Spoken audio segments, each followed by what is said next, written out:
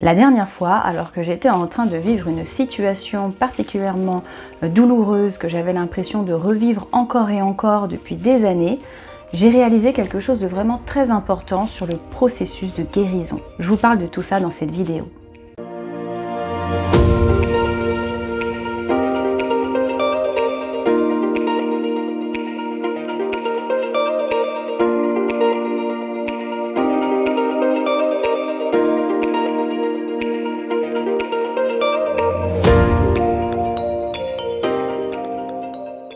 Bonjour à toutes et à tous, j'espère que vous allez bien, je suis ravie de vous retrouver ici sur ma chaîne.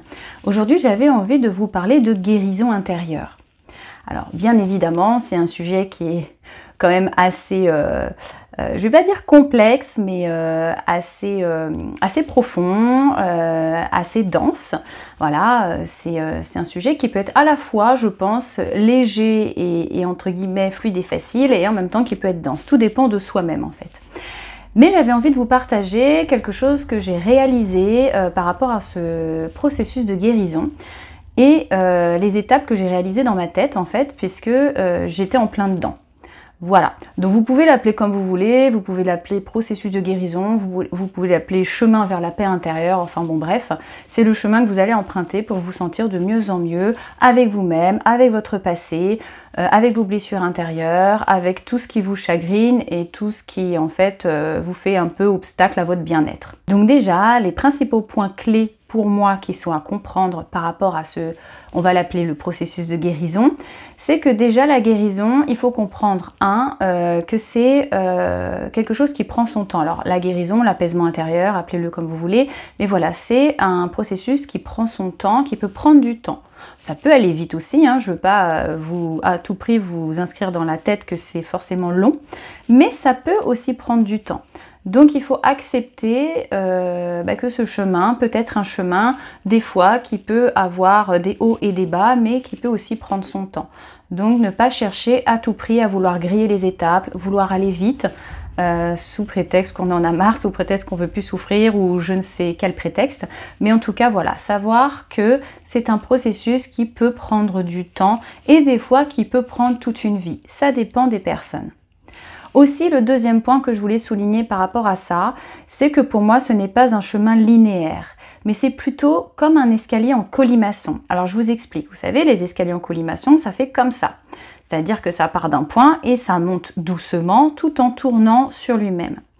Et donc, en fait, vraiment, ça me fait penser à ça, le processus de guérison. C'est-à-dire que pour moi, c'est comme aussi un oignon. On a plusieurs couches. C'est-à-dire qu'une problématique, disons une problématique X qui arrive dans votre vie, par exemple, quelle problématique je pourrais prendre? Disons, prenons la jalousie par exemple. C'est un sujet qui vous touche, vous pouvez prendre n'importe quel sujet qui vous touche, vous personnellement. Je vais prendre celui-là. Et en fait, c'est un sujet qui vous touche parce que vous l'avez expérimenté beaucoup dans votre vie. Disons que quand vous étiez petit, vous pouviez être jaloux de votre frère ou de votre sœur.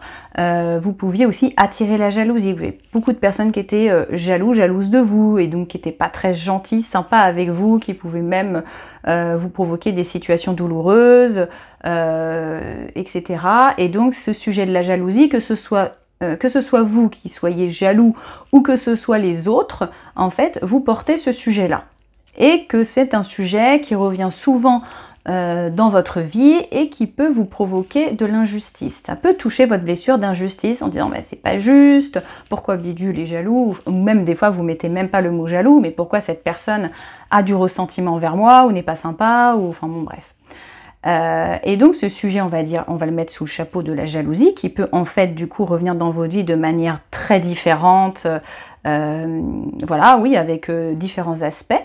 Mais en fait, dans le fond, c'est toujours le même sujet. Et il peut revenir voilà, de manière très différente et plusieurs fois dans votre vie sur cet escalier en colimaçon.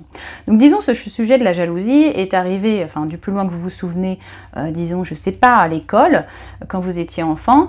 Et voilà, c'est ce problème qui est arrivé. Donc ça vous a provoqué beaucoup de blessures, etc., etc. Donc on est au début, on va dire, de là où on a réveillé, on a activé la blessure de l'origine, on va dire, de l'oignon jalousie. Disons que la problématique, c'est l'oignon jalousie, c'est cet oignon-là. Et vous allez en fait, au fur et à mesure de votre vie, expérimenter plein de situations où il y a la jalousie de près ou de loin. Et à un moment donné, vous allez vous dire, il y en a marre, j'ai envie de travailler sur moi, ou j'ai envie de mettre en lumière pourquoi je ressens les mêmes choses, je ressens la même douleur, parce que quand on active une blessure, disons la blessure d'injustice ou de rejet, qui vont souvent ensemble, effectivement, on va ressentir à peu près les mêmes sensations dans son corps. Hein. Donc vous allez vous dire, mais voilà, à chaque fois j'ai l'impression que voilà, je me ferme quand il se passe ce sujet ou quand il se passe cette situation, etc. Donc vous allez bien sentir qu'il y a quelque chose qui revient en boucle, hein, une sorte de schéma répétitif, comme on dit. Donc vous allez vous dire, là j'en ai marre, j'ai envie, soit vous allez faire du travail sur vous de votre côté sans avoir l'impression d'en faire parce que vous allez lire des livres, vous allez vous confier à des personnes autour de vous, vous allez participer à des stages, participer à des ateliers, etc. Soit vous allez vraiment faire un travail sur vous avec quelqu'un qui vous écoute, une psychologue ou une thérapeute holistique ou n'importe quel thérapeute.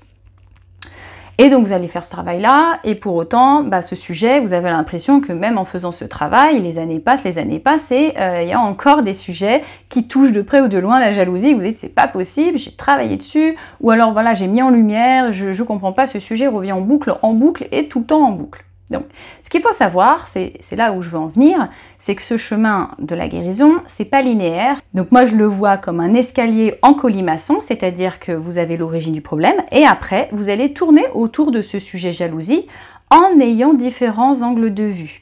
Donc vous allez le voir de manière différente selon votre avancée, selon votre maturité sur le sujet, selon votre façon d'aborder le sujet, si vous êtes prêt à avancer plus loin, etc. Et vous allez avancer, enfin monter, mais toujours en tournant autour. C'est-à-dire que vous allez le voir de manière différente. Et parfois, vous allez avoir le sentiment de ne pas avancer. En fait, si vous avez l'oignon jalousie, vous allez enlever la première couche, où là, vous allez vous dire « Ah oui, je comprends, prise de conscience, pourquoi j'ai cette jalousie en moi, je sais ce qui s'est passé dans mon enfance, pourquoi ça a réveillé ça, pourquoi nanana. » Et puis vous allez, au fur et à mesure que vous allez avancer dans votre vie, si vous mettez de la lumière sur ce sujet, vous allez au fur et à mesure enlever des couches, des couches, des couches. Mais on est toujours sur ce thème de la jalousie, mais on enlève au fur et à mesure une couche, une couche, une couche. Et c'est vrai que ça peut paraître des fois un petit peu fastidieux ou fatigant parce que vous avez l'impression de ne pas avancer, alors que si, vous avancez avec la connaissance et déjà les prises de conscience que vous avez eues. Vous ne pouvez pas revenir au début, au point de départ. C'est impossible puisque vous avez déjà avancé, vous avez déjà pris conscience de certaines choses et vous avez déjà mis en lumière certaines choses. C'est juste que vous allez voir le problème d'une autre manière, avec peut-être plus de profondeur, avec un autre point de vue, avec une autre manière d'aborder le sujet. Vous aurez l'impression que le sujet est le même, mais il ne sera pas tout à fait pareil. Vous allez peut-être aller encore plus en profondeur, vous allez peut-être vivre des expériences qui vont encore plus vous remuer pour encore mieux libérer ce sujet. Vous voyez, plus vous êtes prêt en fait, et plus vous allez quelque part creuser de plus en profondeur, ce qui fait que ça va vous susciter des situations des fois plus forte, peut-être plus douloureuse, peut-être plus remuante, pour pouvoir libérer encore plus ce sujet et aller de plus en plus vers le noyau du sujet. Donc c'est pour ça que je vous donne cette image de l'oignon. Vous enlevez des couches, des couches, des couches, des couches. Et c'est aussi pour ça que je vous donne aussi l'image de l'escalier en collimation, pour vous montrer qu'en fait, voilà, le sujet est au centre, et en fait, vous tournez autour, donc vous montez, bien évidemment, puisque vous montez l'escalier, mais vous tournez autour de ce sujet, ce qui fait que vous le voyez sous plein d'aspects différents. Et vous verrez qu'à un moment donné, vous allez vivre une situation, par exemple, autour de la jalousie, d'une autre manière que si vous vous replongez dans le passé, vous direz, en fait, cette situation, je l'aurais vécue tout autrement il y a 5 ou 10 ans en arrière. Je l'aurais pris en plein fouet, ou j'aurais été à fond dans mes émotions, j'aurais été à fond dans mes ressentiments. Et là, effectivement, bien évidemment que ça me remue, bien évidemment que ça me touche, mais déjà ça dure moins longtemps, peut-être, et en plus j'arrive à prendre du recul, à comprendre des choses. Voilà, j'ai appris aussi des outils pour gérer ça. Donc, effectivement, c'est pas je passe de noir à blanc, avant c'était tout noir et puis maintenant c'est tout parfait. Ce sont des étapes qui prennent leur temps, comme je vous l'ai expliqué juste avant. Mais effectivement, c'est aussi de comprendre que c'est pas linéaire entre un point A et un point B. On va vers le processus de guérison comme ça. C'est voilà, des fois plus lent, et ça permet aussi de... En fait, ça permet que vous soyez prêt. parce qu'il y a des étapes qui sont des fois très remuantes, il y a des étapes des fois qui sont très violentes. Le mot est peut-être fort, mais je ne sais pas comment vous le dire autrement, mais voilà, il y a des étapes qui peuvent être un peu... voilà, ça secoue. Et il faut être prêt à pouvoir arriver à cette étape-là et passer à l'étape d'après. Donc, eh ben, des fois, on a l'impression de piétiner parce que peut-être que c'est pas encore le bon moment pour vous, peut-être que vous n'êtes pas encore tout à fait prêt à passer à l'étape d'au-dessus, et du coup, la vie vous apporte aussi des situations qui vous permettent de consolider aussi cette étape-là où vous en êtes là actuellement. Donc voilà, en tout cas, c'est juste pour vous dire que non, vous n'êtes pas en train de reculer. Selon moi, je pense que c'est pas possible de reculer à partir du moment où vous avez déjà mis de la lumière sur une problématique, que vous avez déjà fait du chemin et que vous avez déjà eu des prises de conscience à ce sujet. Vous pouvez pas faire comme si ça ne s'était pas passé et effacé, votre cerveau n'est pas une ardoise magique. Donc forcément, vous allez continuer à avancer avec les connaissances que vous avez, avec les prises de conscience que vous avez eues, avec la conscience, la connaissance, la présence à vous-même. Après, voilà, c'est aussi des étapes à respecter que des fois, il faut savoir avancer à son rythme et surtout se dire que c'est pas quelque chose de linéaire, c'est pas quelque chose comme un interrupteur on-off, c'est quelque chose de plus progressif et en fait qui avance en fait à son rythme. Comme ça, pour moi, en tout cas, l'image que j'ai, c'est en spirale pour en fait consolider et que vous soyez prêt à libérer ça au fur et à mesure. Donc voilà, pour moi ce n'est pas un chemin qui est linéaire, mais plutôt effectivement un escalier en collimation. Aussi, le processus de guérison, à mon sens, ça progresse étape par étape selon votre capacité à accueillir l'étape d'après. Ça rejoint un petit peu le point précédent, c'est-à-dire que, comme je vous le disais juste avant, peut-être qu'il y a des moments de votre vie où vous ne serez peut-être pas prêt à lâcher prise sur certains sujets, à accepter qu'en fait la personne en face de vous n'est pas prête à évoluer avec vous, par exemple. Si vous avez un ressentiment avec quelqu'un et que ça vous procure beaucoup d'émotions, peut-être cette personne n'est pas prête en fait à vous accorder une écoute ou à vous accorder comment dire, de l'attention, de la considération, ou même à reconnaître peut-être ses torts dans la relation. Voilà. Il y a des gens aussi qui ne sont pas prêts, avec qui vous allez interagir et qui n'en sont pas là, et vous devez continuer votre chemin malgré le fait que ces personnes ne vous apporteront peut-être pas les excuses dont vous avez besoin ou le mot que vous avez envie d'entendre ou le comportement qui vous paraît juste en fait pour vous. Donc c'est aussi ça, c'est de se dire que voilà, ce sont des étapes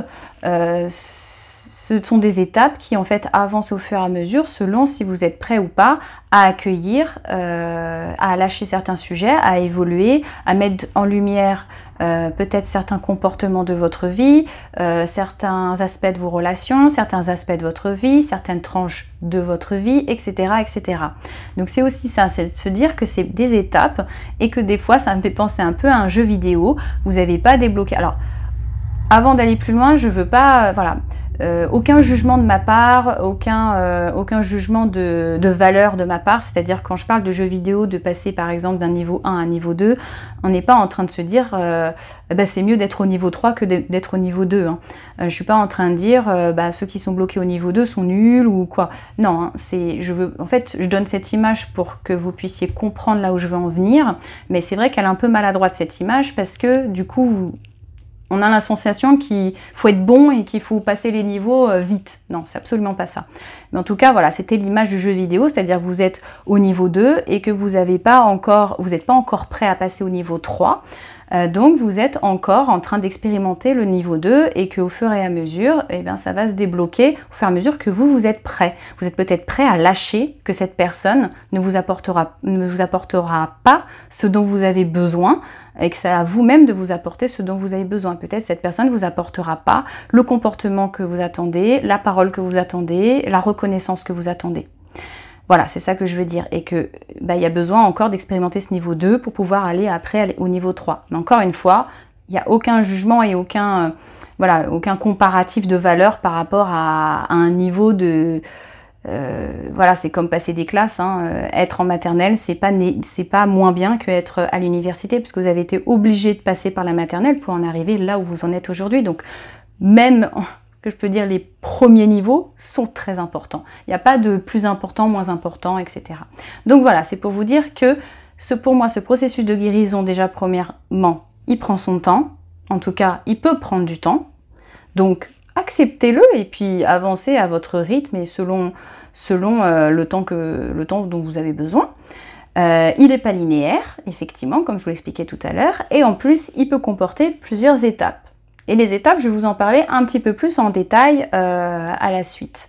Et le point important que je voulais apporter aussi par rapport à ce processus de guérison, de chemin vers l'apaisement intérieur, vers la paix intérieure, c'est que je pense qu'avant de savoir se pardonner à soi, parce que je pense que l'étape du pardon est très importante dans un processus de guérison, avant de savoir se pardonner à soi, il est essentiel de savoir pardonner à ses parents. Donc je ferai une vidéo un petit peu plus en détail sur ce sujet, sinon ça fera une vidéo beaucoup trop longue pour celle-ci, où je parlerai de pourquoi et comment pardonner à ses parents, pourquoi c'est important de savoir pardonner à ses parents. Et quand je parle de pardon, bien évidemment, je ne parle pas d'être d'accord. Vous pouvez avoir vécu une enfance horrible avec vos parents. Je ne suis pas en train de vous dire qu'il faut leur pardonner et dire qu'ils avaient raison de vous traiter de la sorte. Absolument pas. On n'est pas là en train de dire c'est bien, c'est mal de valider ou pas de valider. Vous avez le droit de ne pas être d'accord avec ce qui s'est passé. Justement, je reviendrai sur ce point-là dans la vidéo que je ferai plus tard. Le fait d'être d'accord, pas d'accord et de qu'est-ce qu'on garde en fait par rapport à ce que nos parents nous ont transmis. On a le droit de faire le tri aussi dans ce qu'on garde, dans les valeurs qu'on nous a transmises. On n'est pas obligé de tout garder. Mais en tout cas, le but là, le point, c'est de vous dire que vous n'allez pas à être d'accord avec eux. L'important, c'est d'être dans l'acceptation. Donc c'est difficile, hein. Je ne suis pas en train de dire que c'est facile. Hop, ça y est, j'accepte, ça y est, c'est fait. C'est dans l'acceptation que, en fait, c'est des êtres imparfaits. Ce sont des êtres humains comme vous, comme moi, comme tout le monde. Et qu'ils ont fait des erreurs. Et qu'ils évoluent eux aussi avec leurs propres blessures, avec leur propre enfance, avec leur propre passé, et que bien souvent, effectivement, des parents maltraitants ont vécu aussi de la maltraitance. Donc c'est pas d'être d'accord et de les excuser, de leur trouver des justifications, etc. par rapport à peut-être au mal qu'ils vous ont fait, ou voilà, mais c'est plutôt de se dire en fait, voilà, c'est des êtres imparfaits, ils ont aussi des failles, ils ont aussi des vulnérabilités, ils ont des faiblesses, et qu'en fait c'est de vous libérer vous par rapport à ça. En leur pardonnant, vous vous apaisez vous-même par rapport à cette colère que vous portez ou cette tristesse que vous portez au fond de vous. En tout cas, déjà, c'est de le faire pour vous-même. C'est-à-dire que c'est pas pour être d'accord avec ce qu'ils ont fait, c'est de remettre vos parents à leur juste place et les sortir de leur piédestal de modèle. Parce que quand on est petit, c'est un peu ça, hein, nos parents, c'est nos modèles.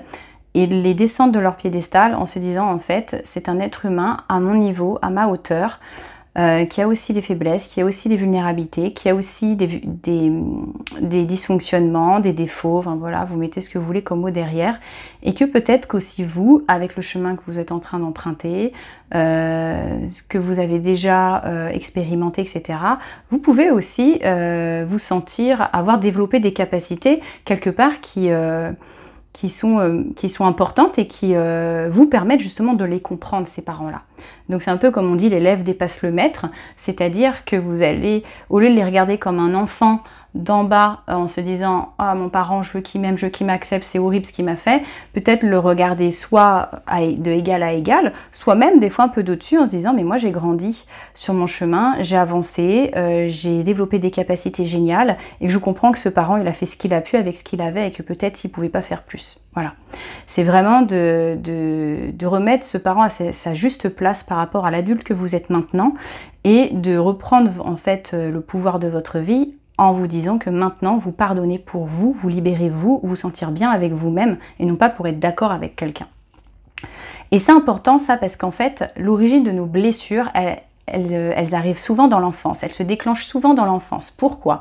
Parce que nos parents, c'est les premières personnes avec qui on va interagir quand on est petit. Donc c'est eux qui vont en premier appuyer sur nos blessures ou qui vont nous provoquer du ressentiment, etc. Donc c'est souvent avec ces personnes-là, avec ces parents, ces deux personnes, qu'on va se confronter, qu'on va en fait effectivement faire ressortir nos blessures, faire ressortir nos sensibilités, qu'on va peut-être pas se sentir compris ou comprise, etc. Parce que c'est nos premiers interlocuteurs et c'est eux qui vont nous confronter. Et au-delà de nos parents, c'est important aussi de savoir se détacher de notre passé.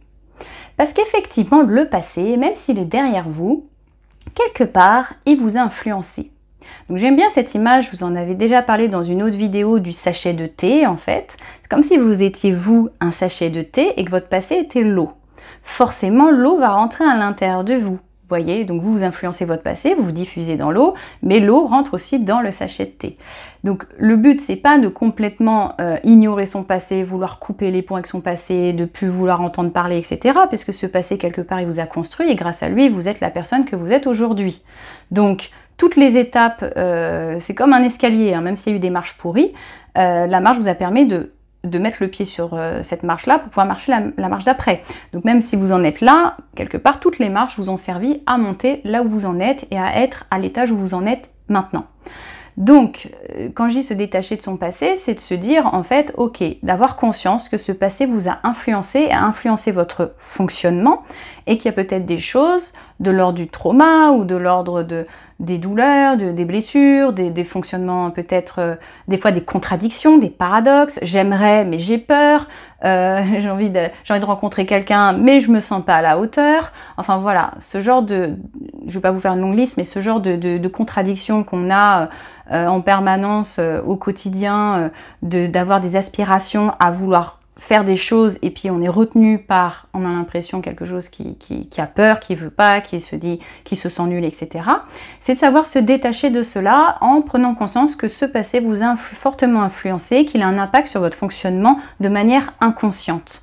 Donc savoir se dire, ok, je sais que mon passé il est tel qu'il est, qui m'influence, mais moi, voilà, j'ai fait ce chemin, voilà, j'en suis arrivée là, j'ai fait ce chemin de vie, j'ai fait ce chemin jusque maintenant, je mets de la conscience dessus et je ne veux plus que mon passé, je veux plus subir mon passé, je veux plus que ça soit mon passé qui soit aux commandes. C'est moi, la personne que je suis à présent, même si mon passé a eu une influence sur moi et effectivement a pu effectivement me déclencher voilà, des comportements qui des fois sont des comportements d'auto-sabotage ou ce genre de choses. Mais voilà, je m'en détache parce qu'en fait, maintenant, je sais ce que je vaux, je sais où je vais aller, etc. etc. Donc c'est ce chemin-là, en fait, se dire, mon passé, ça, quelque part, c'est un peu à double tranchant. C'est-à-dire qu'effectivement, il vous a influencé quelque part, entre guillemets, dans le négatif, parce que... si vous êtes un enfant qui a effectivement eu une enfance un peu difficile ou beaucoup difficile, eh ben ça a laissé des traces, hein, les traumatismes ça laisse toujours des traces, ou si vous avez vécu des choses voilà, qui n'étaient pas très sympas, ou voilà, ça laisse toujours des traces quand on est petit. Parce que quand on est petit, on est en construction, donc on est beaucoup plus vulnérable, on est une éponge. Mais en même temps, votre passé vous a permis de développer des capacités pour survivre. Donc même si vous avez vécu une enfance douloureuse et difficile, vous avez sûrement développé des capacités d'adaptation, de grande sensibilité, de compassion, de force, de motivation, de courage, de détermination, de persévérance, etc., etc. Donc pour en arriver là où vous en êtes maintenant, votre passé vous a quelque part aussi un peu forgé pour que vous soyez plus solide quelque part pour pouvoir affronter cette vie qui avait l'air difficile quand vous étiez petit. Donc c'est comprendre cette ambivalence. Votre passé, c'est pas votre ennemi. Votre passé, c'est votre ennemi à partir du moment où vous en faites quelque chose que vous ressassez en permanence dans votre présent. C'est-à-dire que vous n'arrivez pas à le dépasser. Si vous comprenez que votre passé vous a permis de développer des belles qualités et vous a permis d'en faire une force, là, ça devient quelque chose d'intéressant pour vous maintenant dans le présent. Mais en tout cas, voilà, savoir se détacher de ce passé et pardonner à son passé, pardonner à la vie de ce qui a pu se passer dans votre parcours, dans votre chemin. et que même si je sais, hein, j'entends que c'est pas tous les jours facile, mais voilà, de se dire, voilà, grâce à ces expériences qui n'ont pas été très cool, et ben maintenant, je sais que je suis capable de ci, je suis capable de ça, je suis plus fort ou plus forte, même si ça m'a effectivement peut-être provoqué des vulnérabilités, etc. Je sais lesquelles elles sont et je vais en faire en sorte de les apaiser, etc., etc. Mais voilà, c'est un peu comme les parents, c'est-à-dire effectivement vous arrivez avec des données et puis après, maintenant que vous êtes adulte, vous avez le droit de reprendre le pouvoir de votre vie, de trier ces données, de voir ce que vous avez envie de garder et c'est pas de jeter le reste parce que ça fait partie de vous et de votre chemin, mais c'est de savoir s'en détacher, le mettre de côté. Effectivement, de savoir en fait pardonner à ses parents pour se libérer soi et savoir garder le meilleur de son passé et apaiser le reste est un grand pas vers soi parce que en fait vous le faites uniquement pour vous, vous le faites uniquement pour apaiser votre cœur. C'est comme le pardon en fait, c'est quelque chose que vous faites pour vous, pour aller mieux, c'est pas pour les autres, c'est pas pour avoir une revanche sur quelqu'un ou pour dire regardez maintenant ce que je suis devenue, c'est juste de vous dire en fait j'ai envie d'être bien avec moi-même et comme j'ai envie d'être bien avec moi-même, et ben je fais ce qui est le mieux pour moi et donc j'apaise ce qui a besoin de l'être. Donc effectivement, comme vous l'avez compris, comme je vous l'ai dit un petit peu plus haut dans cette vidéo, le pardon fait partie bien évidemment du processus de guérison intérieure. Mais voilà ce que je voulais vous présenter dans cette vidéo, après cette longue introduction, c'est pour moi les différentes étapes de ce chemin vers la paix intérieure, de ce chemin vers la guérison, voilà les étapes que en fait j'ai réalisées la dernière fois en vivant justement une énième fois une situation douloureuse que j'ai l'impression de revivre en boucle. Et je me suis dit, en fait, voilà comment ça se passe. Et ça m'a fait un grand bien. Donc, premièrement, vous avez le niveau inconscient. Donc ça, c'est quand vous vivez peut-être la blessure pour la première fois ou que vous la revivez telle qu'elle à chaque fois en boucle. Donc premier niveau inconscient, schéma répétitif. Vous vivez des choses, vous ne savez pas ce qui se passe, et vous avez l'impression que vous revivez les choses en boucle et vous ne savez pas pourquoi. Peut-être même vous pouvez un peu vous victimiser en vous disant mais voilà, c'est pas de ma faute, pauvre de moi, pourquoi je rencontre les mêmes personnes, pourquoi je rencontre les mêmes situations, pourquoi je suis tout le temps en boucle. Voilà, vous pouvez sentir une sorte de malaise en vous, mais vous ne savez pas en fait ce qui se passe, pourquoi vous allez pas bien et pourquoi en fait il y a un peu toujours les mêmes choses qui reviennent dans votre vie, même si d'apparence elles n'ont pas l'air d'être pareilles, parce que bien évidemment les personnes que vous rencontrez ne sont pas des jumeaux et des jumelles, hein, c'est des personnes différentes, mais après vous revivez le même type de ressentiment, les mêmes douleurs, etc. Donc ça, premier niveau, inconscient. Ensuite, le deuxième niveau, c'est quand vous commencez à avoir des prises de conscience mentales. Donc les prises de conscience mentale, alors ça c'est très souvent le cas quand vous faites un accompagnement thérapeutique. Vous pouvez, ça peut accélérer du coup le processus de guérison, puisque du coup vous allez avoir quelqu'un qui va vous aider à avoir ces prises de conscience mentales. Vous pouvez aussi en avoir sur votre chemin comme ça, sans spécialement entamer une thérapie. Mais effectivement ça va un peu plus vite quand vous êtes accompagné quelqu'un qui va en fait objectivement vous aider en fait à tirer les ficelles de votre vie. Et les prises de conscience mentale, c'est des compréhensions mentales. Donc ça se passe bien ici. Hein. Et c'est parfait. Hein. C'est très bien de passer par ce processus-là, d'analyser, de pouvoir expliquer, de comprendre, de prendre du recul. Pourquoi quand j'étais petit, j'étais comme ça, et pourquoi mes parents étaient comme ça. Et voilà. Et là, on analyse, on essaye de comprendre les différents interlocuteurs de la famille, et qu'est-ce qui s'est passé, et etc., etc. On déroule le processus. Donc, c'est très important de passer par ça, parce que vous avez besoin aussi de comprendre pour pouvoir justement mettre en lumière certaines choses. Donc là, on est au niveau de la prise de conscience mentale. Mais effectivement, si on s'arrête à cette étape numéro 2, on va avoir l'impression que les problèmes sont toujours là et en boucle, et on se dit, je ne comprends pas. J'ai pris conscience, je comprends pas, je fais un travail sur moi, je comprends pas, je fais tout pour voilà, que ça change, et ça change pas, ça reste comme ça. Oui, parce que vous êtes en prise de conscience au niveau du mental. Et en fait, moi, ce que je voulais vous souligner et ce qui me paraît très important, c'est qu'il y a une troisième étape qui s'appelle la prise de conscience du cœur. En tout cas, c'est comme ça que moi je l'appelle. Pour moi, il y a une troisième étape où là, en fait, vous êtes en prise de conscience. Je ne sais pas si ça vous l'a déjà fait, mais en tout cas, moi, ça me l'a déjà fait, d'avoir déjà pris conscience de quelque chose selon une problématique particulière. Et quelques temps après, des fois des mois, des années après, je reprends conscience, mais d'une autre manière.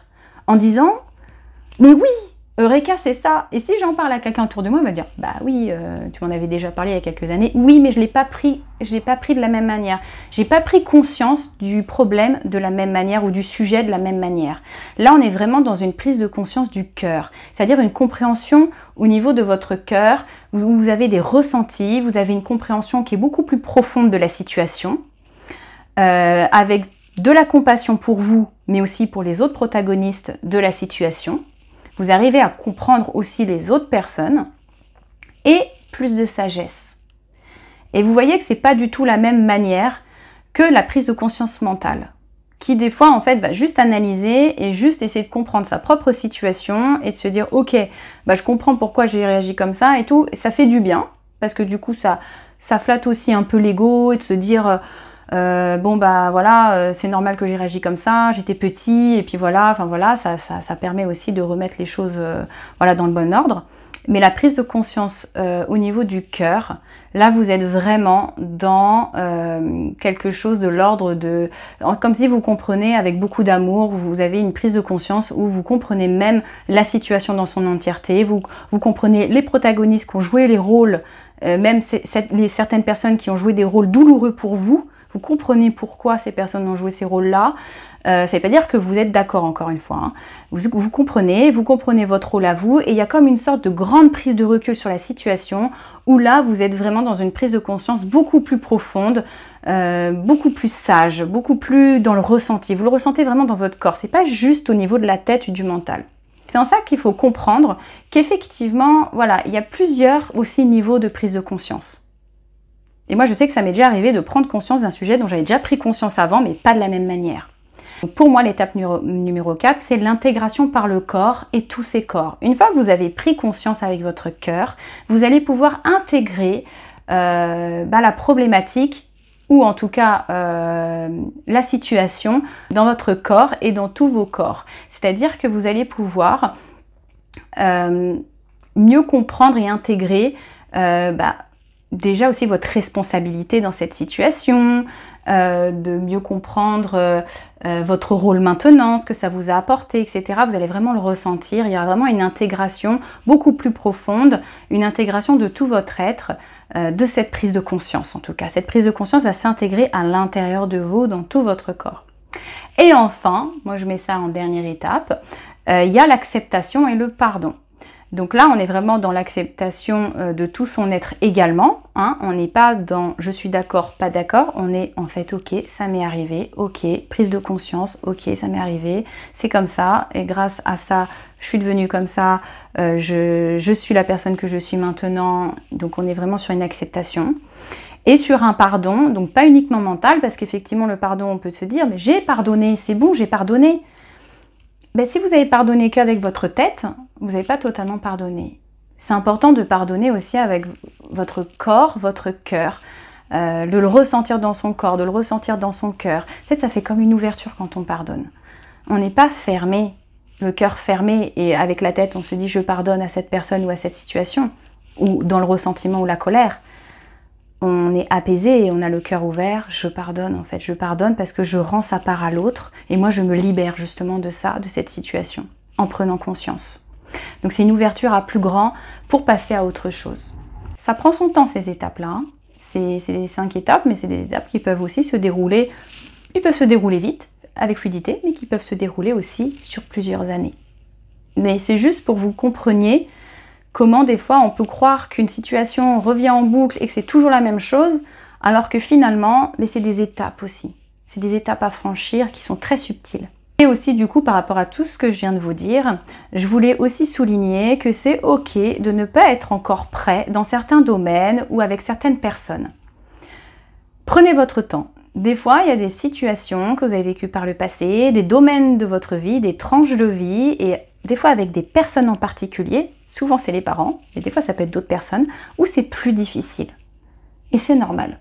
Donc, prenez conscience des sujets qui vous sont douloureux. Soyez un maximum présent à vous pour apporter de la lumière sur ces sujets. Et surtout, soyez doux avec vous-même en vous disant qu'en fait, c'est ok de ne pas être encore prêt à libérer ces choses. Vous le serez très bientôt, mais pour l'instant, Vous ne l'êtes pas encore. Et c'est pour ça qu'aussi il y a un temps pour chaque chose. Vous voyez, un arbre ne pousse pas en 2 jours. Un enfant dans le ventre ne se développe pas, ne se construit pas en 1 semaine. Il faut 9 mois pour faire un bébé, il faut X temps pour faire pousser un arbre. Et bien des fois, il faut aussi du temps pour savoir libérer certains schémas. Il faut du temps pour pouvoir que la personne prenne conscience de certaines choses, mette en lumière certaines choses et soit prête à les libérer au mieux. Et peut-être que des fois, c'est trop tôt en fait pour libérer certaines choses. Donc prenez en fait le temps voilà, de mettre de la lumière dessus et déjà d'en prendre conscience, c'est un grand pas. D'avancer sur son chemin en respectant son rythme et avec beaucoup de présence à soi, c'est déjà énorme. Donc vraiment le mot de la fin, c'est de vous dire voilà, de mettre plus de conscience dans ce que vous faites, dans votre fonctionnement, sur vos blessures, un maximum de conscience. Ça va beaucoup vous aider. Alors c'est plus facile de le faire accompagné, effectivement, parce que du coup on a un regard plus objectif sur le sujet qu'avec soi-même. Souvent, quand on est soi-même avec soi-même, c'est plus difficile. Mais en tout cas, voilà, d'apporter plus de conscience sur votre fonctionnement, sur votre chemin de vie, sur votre passé, sur vos blessures, etc. Ça vous permettra que en fait, ce processus de guérison, ce chemin vers la paix intérieure, vers votre paix intérieure, sera plus fluide et plus facile. Quand on est sur son chemin là et qu'on veut à tout prix avancer, quand on est sur un chemin de développement personnel par exemple, ou quand on fait un travail en thérapie avec quelqu'un, ou quand on a l'impression qu'il y a des choses qui reviennent tout le temps en boucle, en boucle, en boucle, on est en résistance. On veut avancer, on veut que cette problématique se solutionne, on veut que cette personne arrête de faire ci, arrête de faire ça, on veut que cette situation ne revienne plus, enfin, on est comme ça. Et donc, c'est comme si on nageait à contre-courant dans la mer, à contre-courant, face à une force qui est effectivement plus forte que nous. Alors que quand vous commencez un peu à lâcher en vous disant « Ok, j'ai mis de la lumière dessus, je sais ce qui se passe, je comprends mentalement, peut-être que j'en suis pas arrivée à la prise de conscience du cœur, c'est pas grave. » Vous vous laissez aller par le flot, vous vous mettez sur le dos, vous faites l'étoile et vous vous laissez porter par le courant. Ça ne veut pas dire qu'il faut tout accepter, ça ne veut pas dire que vous êtes d'accord avec la situation, c'est juste pour votre paix intérieure, vous vous laissez un peu aller de « c'est ok, je suis pas parfait, je suis pas parfaite, j'ai encore effectivement des choses qui sont à apaiser, mais pour l'instant j'en suis là où j'en suis et c'est très bien ». En fait, le principal, c'est que vous ayez un maximum de présence à l'intérieur de vous-même, que vous soyez présent à vous-même un maximum quand vous faites les choses, quand vous fonctionnez, et que vous mettiez un maximum de conscience sur les choses. C'est le principal. Après le reste, avancez à votre rythme avec le plus de bienveillance possible, voilà. Voilà, c'est tout pour moi. Merci beaucoup de m'avoir écouté jusque-là, jusqu'au bout. Je vous remercie et je vous souhaite une bonne journée ou une bonne soirée. Et je vous dis à très bientôt pour de prochaines vidéos. Merci beaucoup. Bye bye.